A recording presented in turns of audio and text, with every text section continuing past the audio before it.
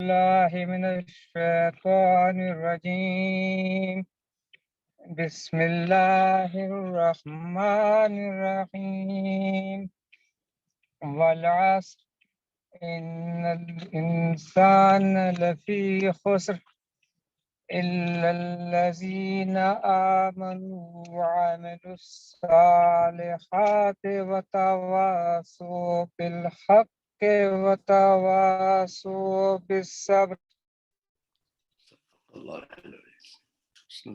صدق الله العظيम। तर्जुमा बेशक इंसान लोगों के जो ईमान लाए और उन्होंने नेक अमल किए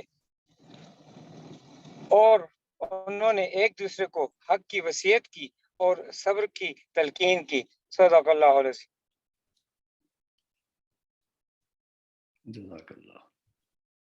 Thank you so much.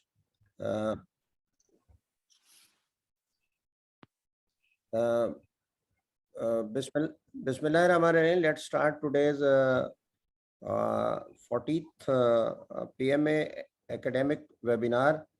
This webinar is in collaboration of Pakistan Physiological Society, Azad Jammu Kashmir Medical College Muzaffarabad, Women Medical College Abbottabad, and Pakistan Association of Pathologists. Today's speaker is teachers of teachers, Professor Shabi Zaidi. No need to introduce. I have a lot of time to work with Professor Shabi Zaidi when he was chancellor in Barbados, and I was working with his as a vice chancellor. Dr. Shabi Zaidi is the person who introduced the medical education program first time, the collaboration of Dundee and other things. But Professor Shabi Zaidi is nowadays, from the last so many years, conducting the webinars during this COVID on the Sadiq International Virtual Universities. Sir, thank you very much. You also remained a very brilliant start of the Pakistan, and now you are in UK. We always think that you are all with us. Very kind of you that you gave the time on a very important topic of the virtuous physician. Thank you so much, sir. Now it is over to you, sir. Bismillahir Rahmanir Rahim. Thank you, Dr. Bukhari. You're always very kind and generous. That is virtuosity. That is one of the attributes that physicians should have, to be generous and kind and compassionate. And I also see that my old pal, Shaukat Javed, is here, who actually started working with me, and we published the first ever book on medical ethics jointly. In fact, he was the motivator. That was way back in 1994. Dr. Fatma Jawad, who's always taught us so many things in medical writing. So greetings to you all from London. It's sunny and beautiful, and it's been very hot this last week, but thank God it's settling down now. Yes, I'm a humble student of medical ethics for a long, long time. My first introduction to medical ethics goes back to 1985, when I was invited by University of Shiraz to give a talk on medical ethics, and I had no idea. Nobody had taught us what medical ethics was all about. So I went to Dr. Zaki Hassan, who was a famous professor and learned scholar, and we sat down, and he said that let's go to Professor Karrar Hussain and discuss with him. So Professor Karrar was my teacher way back in Khairpur when I was a young student. We went to him and we sat down and discussed. We didn't know much about Professor Karrar, of course, knew about all philosophy and the nuances of philosophy, but medical ethics per se was a new subject. Now, those were the days when nobody knew exactly what are the parameters. We didn't know about all these things, that autonomy and beneficence. These came much later. So we sat down, and Shaukat kindly engaged my late friend, Dr. Maqbool Jafri, and of course, Unaz and Niaz, and lots of other people. We published the first book. That was a learning exercise. Lots of things we wrote down were wrong. Now, over the years, I've been reading and reading and reading, and continues to. I have made a point to read at least 4 or 5 pages every day on philosophy, and particularly medical ethics. Even today, I've taken out a book which I recommend everybody to have in their bookshelf. This is a book written by Bertrand Russell, It's a concise, it's a compendium of philosophy. It is a book that you read. I will read one or two quotations from Bertrand Russell later on. So going on to the topic today, it's called the first virtuous physician. This is a term coined by Professor Dr. Edmund Pellegrino, who died in 2013. He was a philosopher, physician in America. So we'll just move on. And if you allow me to, I'm just trying to move the slide. Let's see how it works. So technology always beats me. Do you have a control there that you can? No, it is controlled to you, sir. Yeah, control with you, sir. I'm trying to move the slides. Yes, you click here. Yeah, I think I sent you a pack of slides, if you can kindly. I'm trying to move, but it's somehow not moving. Sir, you can use keeping it without slideshow, sir. Go back on the slideshow and click slide one by one, sir. Yeah. Yes. Okay, you can go one by one. Yes. Yeah, I'm trying. Okay. So I'll just start with this and then talk about this, that morality, I mean, everybody knows about morality. It's nothing new that what I'm going to talk about. What I would certainly like to talk about is the golden principles of morality and ethics. Now, morality is the guiding rule. It is the high altar where people sit and talk about the guiding rules and principles and try and tell us about the differences and the pathways and the delicacies of the rules that govern good and evil. Now, ethics is a branch of philosophy. Now, this is a quote that I borrowed from a book written by a very famous scholar a long time ago, which says that ethics is a branch of philosophy. Its other siblings are metaphysics, logic, aesthetics, and politics. Now, later on, people have tried to add religion to it, but that is not true. Religion, when you combine philosophy, becomes theosophy. So that's a different thing altogether. But metaphysics, yes, very important subject. Logic, aesthetics, and politics is the other components. Now, what is ethics? Ethics basically is the theories and the principles. It is a step lower than morality. Theories and practices that govern the attitude of a person to follow the right path. And of course, nothing new. We all know from our divine books and our parental teaching and everything.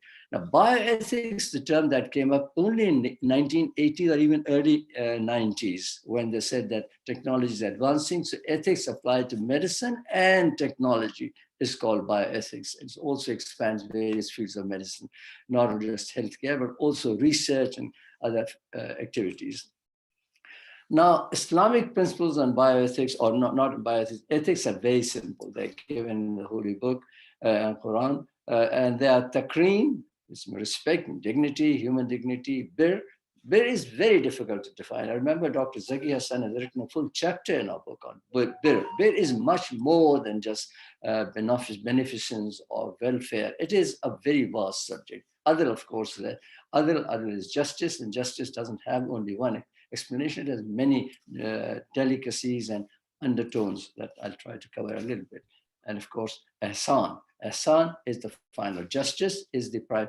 Justice, in fact, is the founding brick of all ethical principles, religious or secular. And this is a famous quote from the Arabic literature, la darar or fi la darar. That means one must not harm himself or bring harm to others. Of course, in Christianity, also in Bible, we see that do no harm to others, do to others what you would expect others to do to you. The Noble Quran is the compendium, full mandate is on being virtuous. But Surah Luqman, I've chosen particularly these verses, 16 to 19, where it highlights the fundamental principle of ethics, that's Amr bil Maruf wa Nahi anil Munkar. Now, I've done a lot of research on the translations, and Quran cannot be translated. But of course, transliterations that are available, I've checked several. Dr. Abdullah Yusuf, he was one of the founding, and he really wrote beautifully and translated as best he could. But my favorite is the one translated by Dr. Muhammad Asad. He was a German professor. And he says, Amr bil Maruf, Amr bil Maruf, Nahi anil Munkar can be best translated as bid good, forbid evil. Bid good, forbid evil. That's the fundamentals. And then, of course, there's a famous letter, Imam Ali's will in Najil Balagha, which is worth reading. It's a dictate, it's a mandate, it's a direction that all of us should follow. It gives especially the directions to us following the right path and being virtuous. This is a quote that you can refer to things. Now, in the Western theories have been there for a long time. Deontology was the first one. Well, not exactly first, but it was one that came into on the horizon much before the other theories. It is duty-based. It was produced or written down or formulated by Immanuel Kant, and that's his date that I've given here. Then came utilitarianism, which has been there again for a long time, and they're controversial between the two. They never join together. Like minds, brilliant people can never agree on a point. But Bentham, of course, and Mill, they consider quality of pleasure as well as the quantity, and this is the difference between the I mentioned here between the two.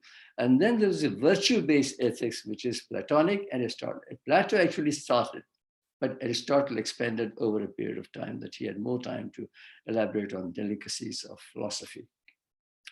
What is virtue ethics? I'll go through it rapidly because I'll just try to cover in half an hour. Virtue theory is an approach that emphasizes on the character building of a person. It is not based on one act of goodness. That is deontology, which is based on act, duty, and act working together for a good cause, nor indeed consequentialism, which bases its decision on the consequences of an act that is carried out. So virtue ethics and virtue theory basically means they should build a sound character. That is exactly what the divine books have told us. Virtue is a habit. It emphasizes, it should be emphasized, should be exposed instinctively, repeatedly, and regularly. For example, if you see somebody, a blind person crossing a road, everybody, a good Samaritan will stop and try to help this person cross the road. But that's only once in a while.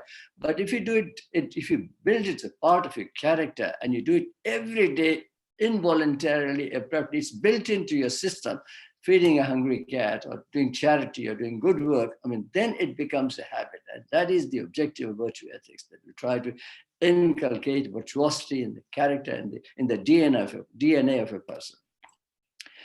It is the appropriate response to different situations, and different virtues are associated with feelings. They cannot come without feelings. So you feel emotionally entangled with certain actions, like feeding a hungry person, for example, or helping a blind person cross the road. The feeling of sympathy and feeling of association, engagement, involvement, compassion, and all those factors, they come in together in virtuosity, and you build a character. Virtue is also a mean between two extremes, because the right response to an act depends on your emotional involvement, your engagement, and that is important. And every act is measured and appropriate depending on the situation. And this is where I'll bring in Aristotle's quote in a minute. Plato gave us 4 cardinal rules: courage, compassion, phronesis, and justice. Now, of these, courage, compassion, everybody knows. Phronesis is something which is Greek word for practical wisdom. Now, it's important that you have courage, you have compassion, but unless you have practical application, practical wisdom of applying virtuous activity or any act, whether it's virtuous or otherwise, practical wisdom teaches us as to how to act in the future. And it's a lesson that continues in your system and then improves the quality of work, your association, and whatever. And justice, of course, the pillar of all forms of ethics. And justice is defined in different ways, but I don't have much time to discuss here. Now, the other reference that I'd like to quote here, that of course, Plato and Aristotle, they were a long time before, say, the Sajjad, who was a grandson of Imam Ali. He wrote a book called, it's a collection of sermons that you can read in this book called Sahifa Kamala. He has given several virtues, 12 to 14 virtues are defined in his book. In one particular lesson, it's called Dua Makarim al-Akhlaq, and I would encourage you all to read it. It talks that not just courage and compassion, but piety, honesty, truth, loyalty, kindness, generosity, and above all, hukukul ibad and hukukullah. These are all virtues that everybody should get engaged into and imbibe them into a system. Now, this is what I'm referring to about Aristotle. Golden mean is a virtue that lies, and it's a mean because it involves displaying the mean amount of emotion, which where mean stands for appropriate. Appropriate activity, you expose emotionally much too much or far less, that is not appropriate exposure or display of emotion in a given situation, like generosity or whatever. And I'll give you a mean from a quote from the book that I have on my side here. The mean amount is neither too much nor too little and is sensitive to the requirements of the person and the situation. And this is very aptly, it applies to the NHS in the UK, where everybody demands everything, but you have to make a judgment as to what is appropriate for a given person under the circumstances and limited resources and what have you. That's a subject in its own right. Now, courage is associated with fear and is opposite of cowardice. Generosity, compared to, these are two extremes, generosity against miserliness. Modesty was, and I'd like to bring, if you give me 30 seconds to quote from this book, I'd like to read it because I enjoy reading so much that I'd like you to share with me. Now, this is a quote from this book that I just showed you. Aristotle has written, the courage is a mean between cowardice and rashness, liberality between prodigality and meanness, proper pride between vanity and humility, ready wit between buffoonery and boorishness, modesty between bashfulness and shamelessness, and so on. So the important thing about virtue is that you must realize that it should be balanced between the two acts, and not just virtues. Everything in life must be balanced. Mean, Mayana Ravi is the right way. That is exactly what the objective is. And I'll just go on. Justice, of course, is the founding brick of all ethical theories, secular or religious. In healthcare, it has three components: distributive justice, retributive justice, and restorative justice. And I've written extensively on this in the books that I've published on medical ethics, and perhaps you can refer to them later on. This is what I said, phronesis is a new terminology. Even to me, it was a new terminology, but I read through it and I found that practical wisdom is the best explanation, definition, translation of the word phronesis. It means that you have to learn from every time you learn, that goes into your system to absorb, to act, and use it as a springboard for the next action. And that practical wisdom is a part of virtuosity. The entire objective of all ethical theories is to give good life, and virtue ethics aims at achieving happiness. And when you achieve happiness to the ultimate satisfaction of your heart, that is what virtue ethics says. That state is called eudaimonia. It can be only translated in Urdu as in fact Persian, as itminan-e-qalb, contentment of heart. Itminan-e-qalb or eudaimonia is the objective that one should achieve through virtue ethics. And these are the questions that you always ask yourself: how should I live? What is a good life? What are the proper family and social values? All these things are familiar to us from our parental guidance and from our religious activities. But even for secular people, I mean, I have a friend who's a very learned scholar, a non-believer in religion, but when you discuss these are things that are universal. So actually, I'm a believer that ethics is a universal thing. We just give it cultural variants depending on the culture, also religious aspect depending on beliefs. Now, these are the famous Western philosophers that I've used in my books, and I continue to write about them. Some of them are new to you, some you might know. I give the strongest credit to McIntyre, what is his name? Alistair McIntyre. He revived virtue ethics in the 20th century after it had died down for almost 2 millennia after Plato and Aristotle. And of course, the current very, very important philosopher is Rosalind Hursthouse, who again says that good human being is a person who's virtuous, and all physicians should be good human beings. He's my guru, Edmund Pellegrino.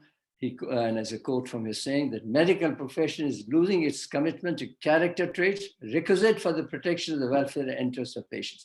That is the whole objective, that the medical profession is losing its dignity because we're not ethical, we're not morally correct, and we have to bring a moral compass, as Dee and I'll talk about that in a moment.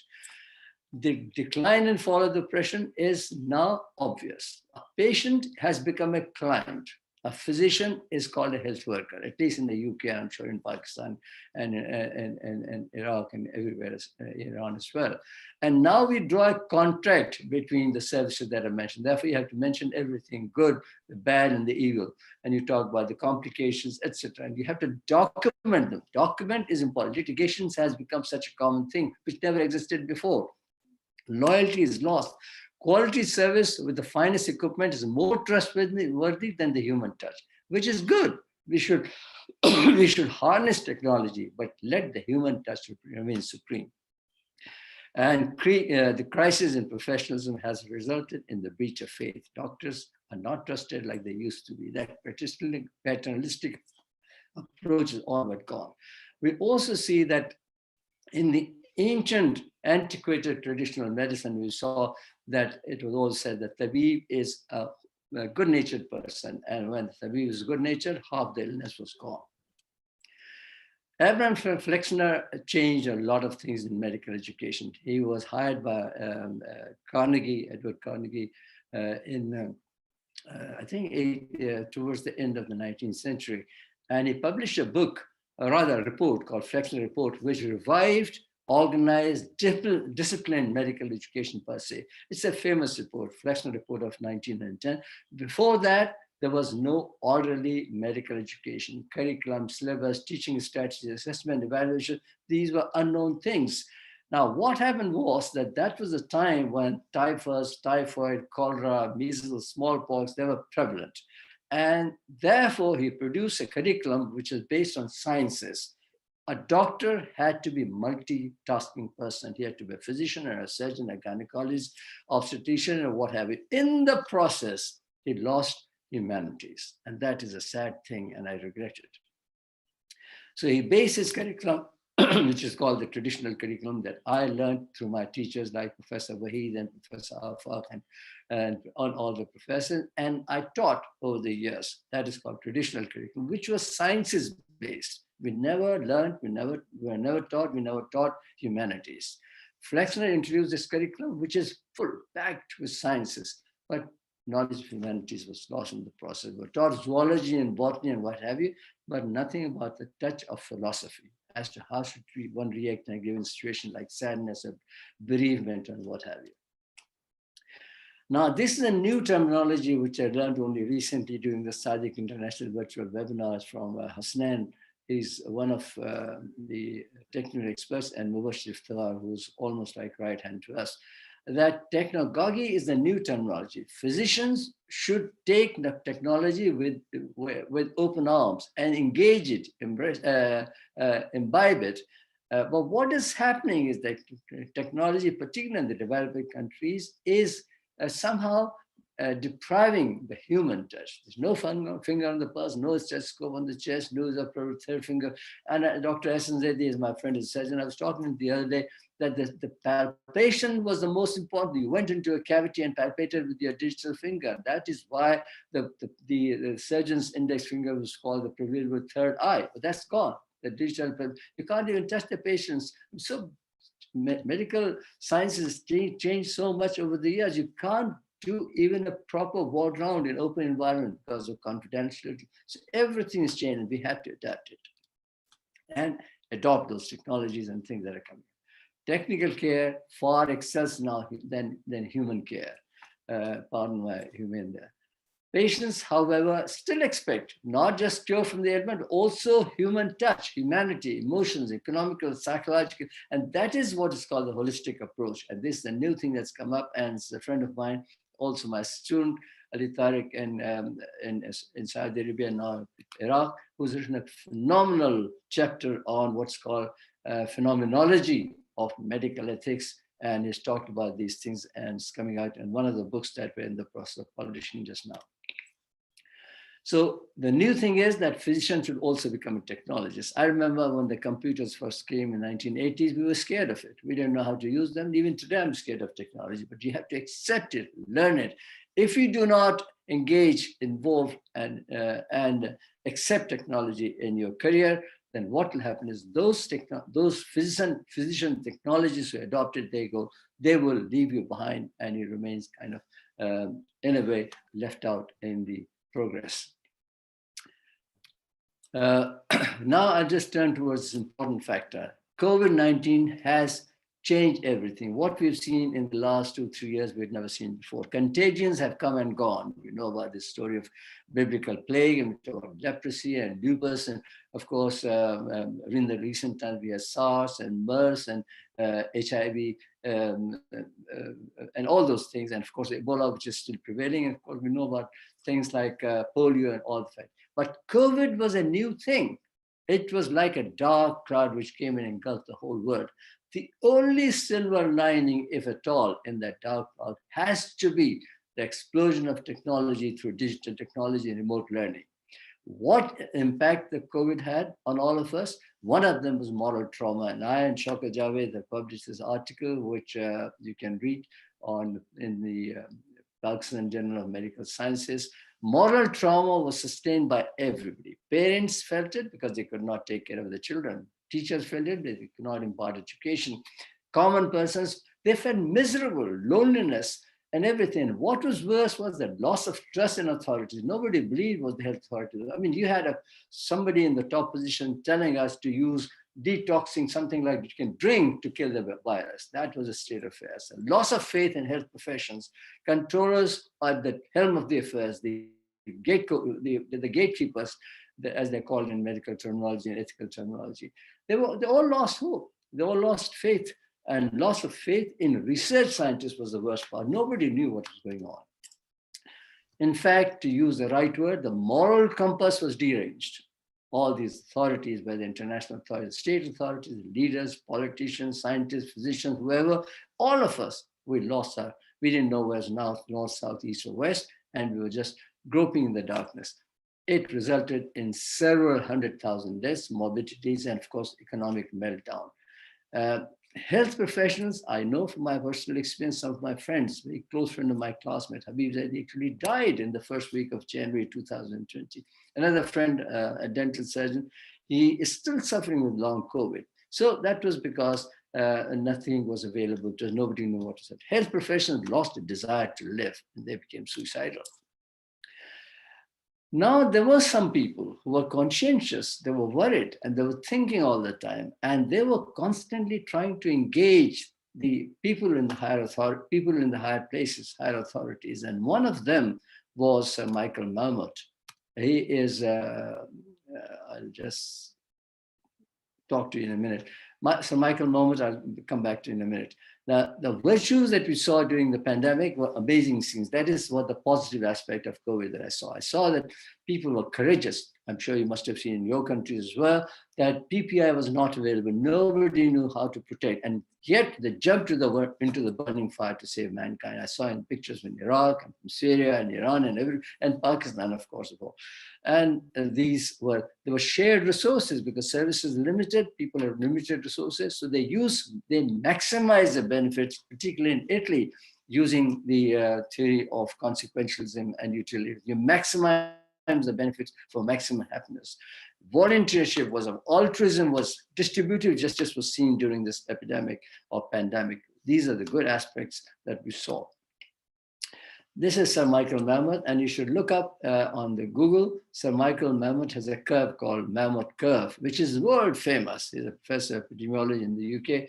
He pointed out the social disparities which are responsible for all the crises that we saw during the pandemic and in various things. He's a strong believer that the wars that are thrusted in the developing countries by the powerful, the mighty Western powers, they are responsible for many of these disasters in the world because those resources could be channelized to healthcare.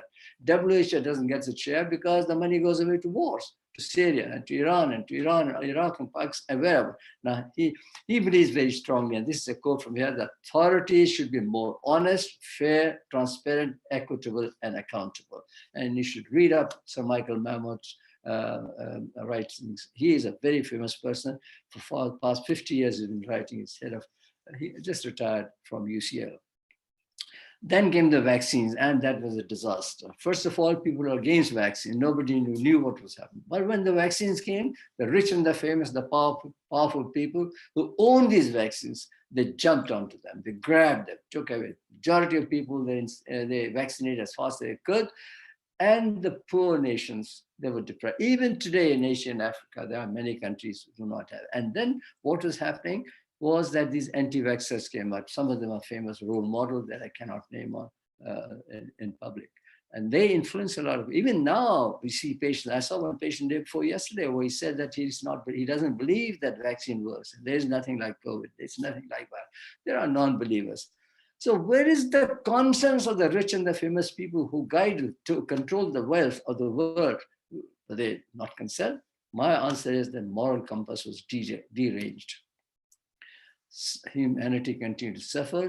Settled communities won, but what about the internally displaced communities in countries where the wars are still going on, in Syria, for example, in African countries, and now in Ukraine? See that people are suffering, and all that is because the rich and the famous, the mighty people control. And this is true, that right is still the might. You try whatever you may. And who imposes wars on famous or the poor nations? The answer is obvious to you, you're learned people. Now, what I propose is, and this is what I did in a conference that we had recently in Iran, and I participated virtually, that we should design a new curriculum, post-COVID, and we should not call it post-COVID because COVID is here to stay. We should call it pan-COVID curriculum. COVID is going to stay. So we should design a new curriculum which engage preventive medicine, which used to be a part of curriculum when I was a student, then it lost its place to other more interesting subjects.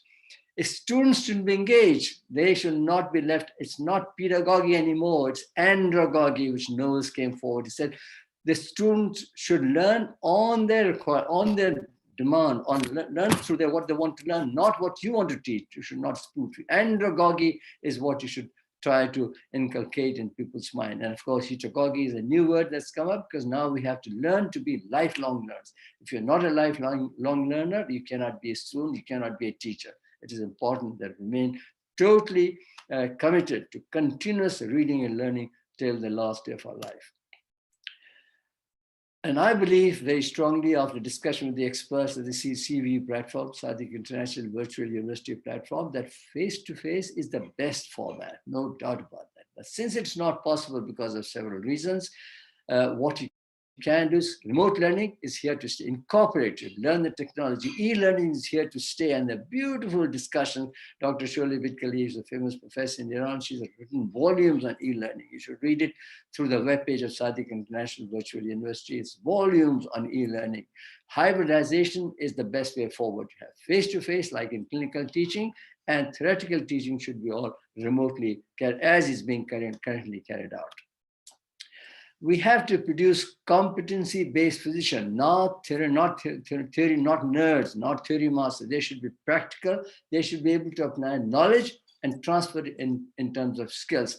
Skills must match the knowledge base. A famous saying from Imam Ali, knowledge without skills is like a bow without an arrow. So you should have a bow and an arrow, knowledge and skills. Now this is like a platform. Knowledge and skills go together. It's like a seesaw. The fulcrum that controls the movement, balances, is ethics. And that ethics is built into your system, into your conscience. We should humanize medicine. We need a curriculum change. We need social accountability. Human dignity should be brought back. Individual and collective responsibility, society, communities, public, people who control the authorities, they should take care of it. Services should be based on needs and not affordability. We should own technology, become a technological physician, which is important. And I strongly believe that John Rawls' social contract theory, providing level playing field, should be applied in healthcare services across the world. Able bodies should compete with the able-bodied and disabled with disabled. That everybody should have justice based on the basis of equality as well as equity. Equity is different from equality. Fairness should be there, and transparency is an important factor. Now, this is what I have developed through my reading, etc., that what should be the attributes of a virtuous physician. In my view, just follow the teachings of Islam. Sirat al-Mustaqim, that is the intention. Surah Al-Ham is full mandate on following the right path. You cannot go wrong if you're not. But then for people who are non-believing or people of other faiths, the golden meal of Aristotle can be followed. You should be soft-spoken, quiet and sedate, kind and generous, courageous but not heroic, do not do all the way. Do not impress the people by heroic surgery when you know that it's futile. Futility of treatment is a very important factor. You should learn to live in solitude, because solitude gives you an opportunity to meditate, to reflect on your thing. Reflective thinking is vital. You must learn from your own mistakes, furnaces, practical wisdom. They all should be integrated into your character. You should be non-interfering. Nothing like Imam Ali was once asked, where have you found peace? He said, I found peace in keeping away from other people's affairs. Mind your own business. You should be a lifetime learner and should match skills, knowledge and skills, knowledge with skills, and should be moral and ethical.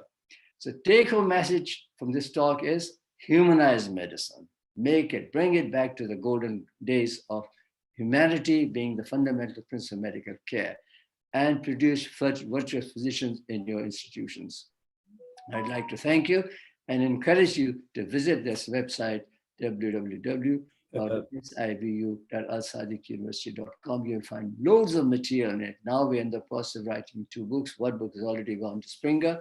It is on medical ethics and medical education combined together. And the second book, which we just completed, it's in the process of being released. It's an ebook only on medical ethics during the COVID years, pan-COVID. Mubashir Iftikhar is working at the moment, and hopefully should be out there about 40 odd chapters on different aspects of medical ethics seen during the pandemic of COVID, before and after.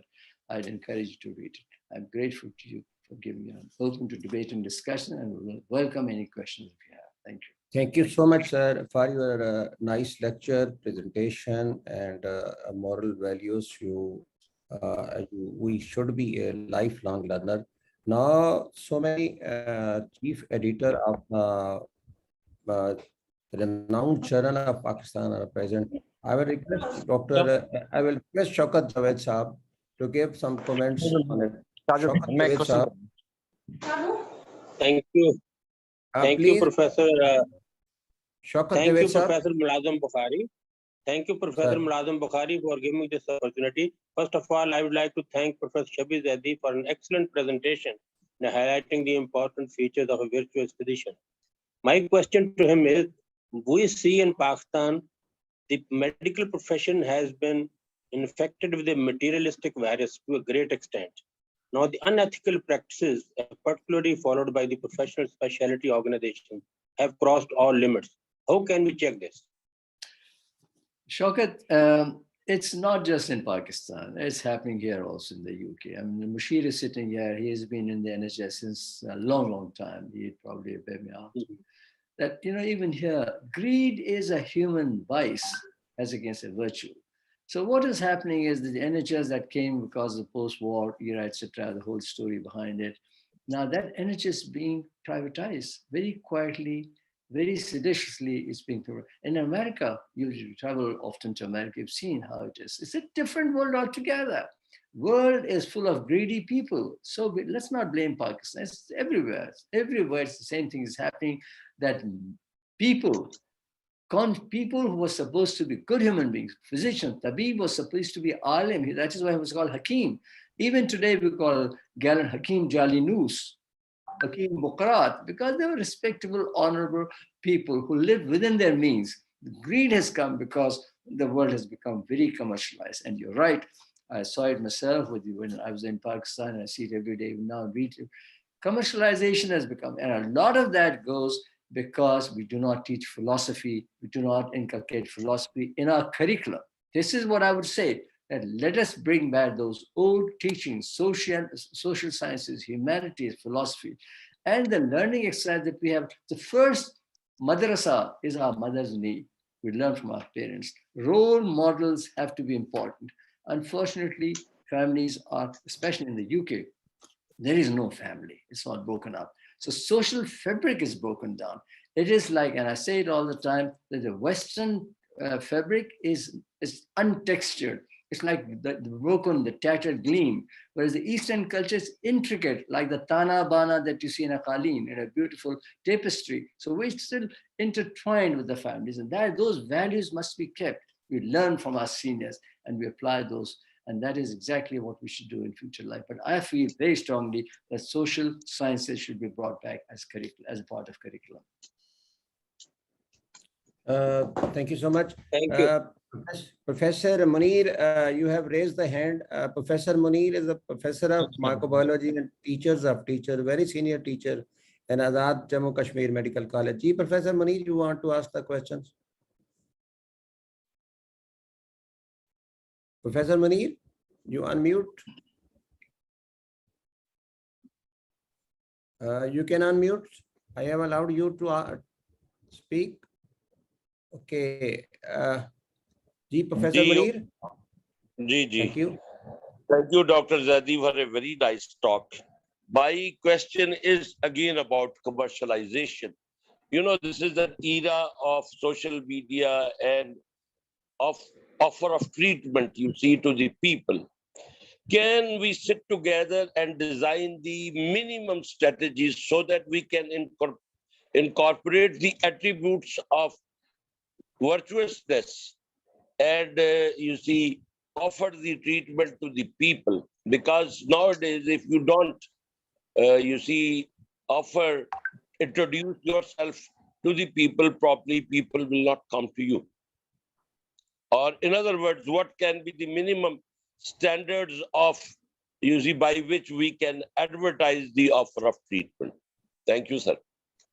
Thank you, Dr. Munir. You're very kind and generous to like my humble talk. You see, a long time ago, when we were writing the first book called Medical Ethics in Contemporary Era, Shaukat, Zakia Hassan, myself, and Maqbool Jafri, we came up with a terminology. In fact, this was a term coined by either Shaukat or Maqbool Jafri, that all the pharmaceutical companies who take you for a ride in the name of educational session to Sri Lanka or to Bangkok, wherever. I'm guilty of that, like that, I must confess. So all those things, they are basically to entice you to writing their prescription, writing their medicines, or in America, for example, they do for devices using whatever. And the word that Maqbool Jafri and Shaukat came up with is what's called sick tax, because that money they've invested in you is transferred to the patient. And that is the word called sick tax. We should get rid of it. We should form societies. We should collaborate with people like Shaukat Javed, Fatima Jawad is here, a great scholar, great writer. We should write in our journals, bring out the bad, the evil things, and form cohesive societies, collaborative societies to outline the guidelines, the principles that should apply in day-to-day practice. Commercialization, you cannot stop. But what you can do is you can still see, being a whistleblower is not easy. Somebody has to do that. And I know Fatima Shaukat has been doing, and Professor Munir, you can also do that. So join hands of good people to outline the black sheep must be isolated, identified and isolated. Thank you so much, sir. Really, it needs Professor Munir awareness about it, and we should read the literature and we should write ourselves about this, because the basic ethics of the Islam are the ethics humanities. Now, Professor Shahzad Anwar, Muhammad Shahzad, you have raised the hand. You can ask the question, Dr. Shahzad. Yes, sir, I'm listening, sir. Thank you, Professor Shahzad Anwar is the head of the Department of Urology and Transplant Surgery and Services Institute of Medical Sciences. He was recently principal of Quaid-e-Azam Medical College. Thank you so much. Shahzad. Thank you, sir. Sir, we faced a scenario in Bahawalpur when one of our attendants, he complained to the principal, to me, that the doctors signed a DNR, that is, do not resuscitate. And while they were doing the CPR, they just started the CPR, and then our family didn't allow. But later on, it came to my, the attendant said that came to my information that CPR can save the patient. Then why they have signed this DNR from us, and we did not know the medical terms in it. So my question is that most of the time we encounter with these, when we do medical auditing, we have seen a lot of doctors writing DNR in front of the attendants when they start doing endotracheal intubation or when they're doing the CPR. And these people who are not very much literate in our society, when they see their patient in such a difficult situation, they do not allow the doctors to make more discomfort for the patients.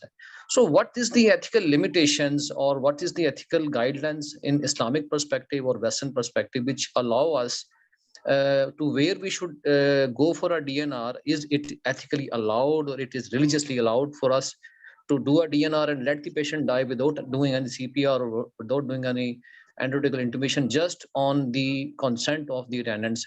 So here we are somewhat confused that if the patients are pressing us not to do DNR, is it not let a patient die without giving any medical support? So it is a question from Professor Shabir Zaidi and even certain other experts in this forum. They can apprise us in this situation, I think. Thank you. Well, thank you, Shazad. This is a wonderful topic. You've opened a Pandora's box. I mean, DNR and DNAR. Do not resuscitate and do not actively resuscitate. There are two terms that are used. And we've written extensively on these subjects in various books that I've published, and the articles and everything. It's everywhere. I would refer you to a beautiful article that Dr. Alibhai, Shabir Alibhai, who is a physician in Canada, has written for our book, and I'll send a copy to you. Where he's elaborated DNR and DNAR in the light of teaching of different fuqaha of various sections of Islam, Shia, Sunni, Wahhabi, Maliki, etc., etc. It's a beautiful article. They all come to the single consensus that life and death belong to Allah. You cannot take the decision. But what is important is that, do you want the humanity to suffer? Now, this is a debate that's going on even today as we talk. Only this morning I was listening to Radio 4, which is BBC Radio, very much powerful session, where they're talking about sending patients, allowing patients to kill themselves. Assisted dying is the word that's being used here in the UK. And there is a place in Dignitas in Switzerland where people go to paying about 10, 15,000 pounds to die peacefully and comfortably. Even in the UK, there was a pathway called Liverpool pathway, disastrous method that was used in the early 2000 up to 2010, where a patient who was terminal was allowed to lie comfortably in a very comfortable, cushy environment, etc. And gradually the morphine will take over and he'll die peacefully. Now, DNR is a very controversial subject. My view is that you should do as much as you can, but you cannot prolong the misery, nor can you expedite death. Decision has to be based on clinical judgment. And when you talk about DNR, there are lots of greedy family members who would like an elderly person to die quickly so the wealth could be distributed. This is where virtuosity comes in. That is where the role of physician comes in. He has to find out, filter out the real information, the real from the fake information, real from the fake data that's available. Therapeutic nihilism is wrong. You cannot expedite death, nor should you become heroic, that you keep on operating, doing cardiac massage or open heart massage, whatever, because you want to prolong the life, or put the patient on a ventilator because you want to prolong for certain. Because patients say that, we can. I remember distinctly one patient who said, I will sell a house, but please don't let him die. Well, you can't do that. Life, and there is a time that life has to. This life is not the end of the world. This life is intaqal, is muntaqali. The ruh is transferring from one to another source. We do not die. And I've written a full volume on the concept of ruh. What is qalb and what is ruh? It's a very philosophical debate. I'd love to debate with people who are interested. So nothing is happening. The physical body remains behind, and it's nothing but carbon cycle. The body stays behind, but the ruh goes into a different. So the answer to your question is that you should be critical, you should be thoughtful, you should be virtuous. Decision should be based on clinical judgment, not on lack of resources or availability of resources, or the greedy relatives wanting their elder to die. You have to decide based on the fundamental principles of medical ethics, that is, do what is good and avoid what is harmful. Dr. Athar Mahmood is a young doctor, and he is asking the question. Dr. Athar, you can ask yourself. Yeah. Yes, sir. Thank you very much for asking me. Sir, first of all, I would like to say that it is a very much good forum. My professor is here as well. So this is on the Sundays you are sparing the time and giving the link openly without any cost to share your experiences here. Because of COVID, movements and traveling has been much restricted. So it is a very much good forum. I have joined late. So even then I am getting experience shared from all you people internationally as well. Thank you very much. Dr. Mushir Hussain, very senior teachers and teacher of teachers. I was just asking from you to share your ideas. You raised the hand. Thank you so much, sir. Thank you, sir. I don't know where to start. It's the talk was so comprehensive, as Professor Zaidi often does. He has touched so many subjects within this subject, and it's so detailed. I must first admit that I have learned so much from this talk this morning, and it was worth getting up to come and listen to him. Well, I do get up early, but this was very knowledgeable and entertaining. And also, in terms of 2 or 3 aspects that particularly I was interested in, was his use of technology as the superior to human touch in the sense, and this is absolutely true. This is true in this country because we have the equipment to do so. But having worked in Pakistan and having done some work in Nepal over a period of time, I know that in the third world, sometimes you have to think through and find a way out in dealing with patients when equipment is lacking, because equipment is dear, thinking is not expensive. So that's something, this term as a whole jars a bit. It is true, absolutely the right way to go. But the reality is, and as you pointed out during the COVID vaccine distribution, this was pretty obvious that how it was concentrated in developed countries and not spread out as it should have been, because nobody is safe from COVID until everybody is vaccinated. The idea of isolation does not work. So in terms of the pharma industry that we've talked about, it is a problem here as well, as you rightly said. And there is something that we have to look at ourselves as well. I did a survey of medical students in the University of Dundee Medical School when they were with us in the first and second year. And we asked them questions as to what motivated you, what brought you into this, and what are your ambitions? And predominantly their views were altruistic. They wanted to help. They were, their role model was a GP that they have seen, the general practitioner or the family doctor, or a family member who was a doctor. They were so well motivated in the first and second years. And I asked the same batch, 3-4 years later when they were graduating, the same questions. Obviously, it was anonymous. And the results were so different. The students were now saying that, they will choose a field where they can progress quickly, where career development would be important. Money became important suddenly. The role of night duties and, very practical things came into it. So, and the role models, they had forgotten completely. They were now into making their own names in a lot of ways. I can't say everybody was like this. And as I asked them, what would the specialty be? In first and second year, they said they would definitely have decided by the time they come to final year. But in final year, they were saying, oh, we only know what we don't want to do. We have so many things to think of. And so certainly we'll know after we've done house jobs. So sometimes I feel that we fail our students in this, because they see us, they see our colleagues, they see how we deal with patients, they see how we set our values, and they learn from that. And I think we bear some responsibility in this too. So we have to look at ourselves as well.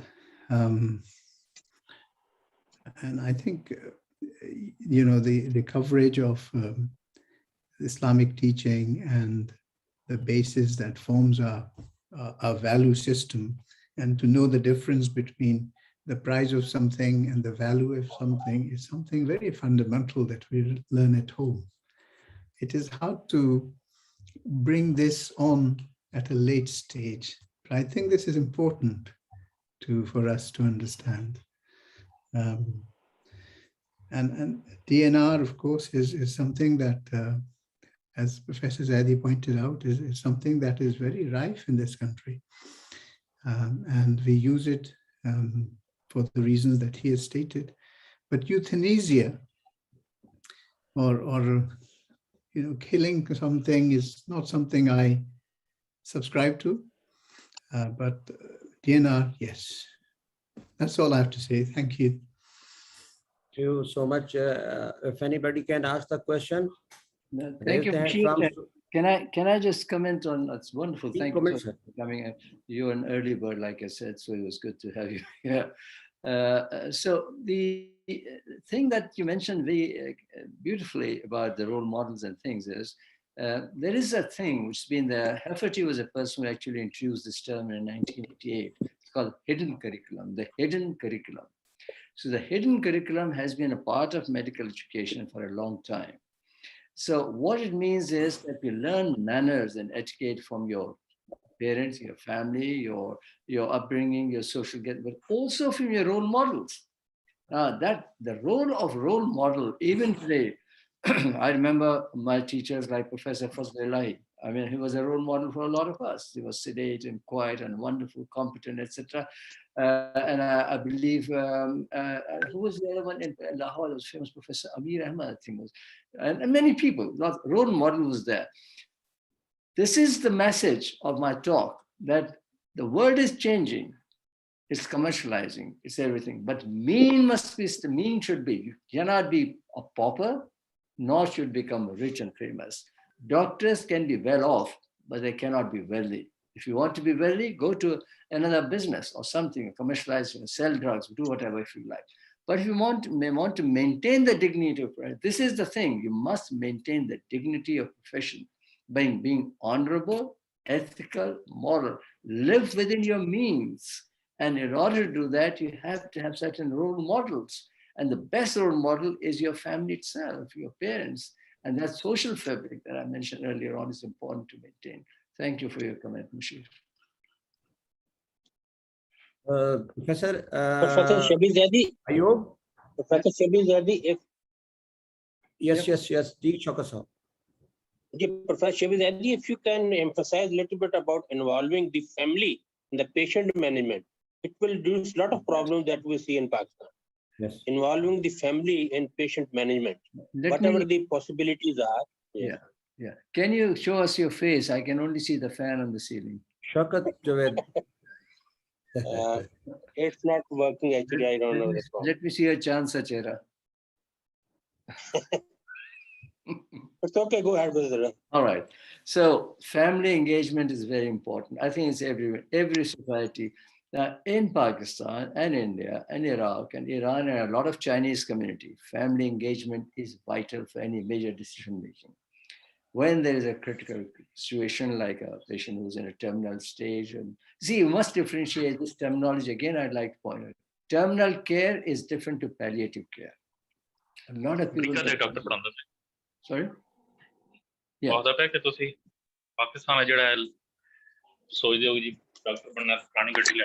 Okay. Palliative care is where the chance of recovery. The terminal is terminal. That is. Both these elements in the UK.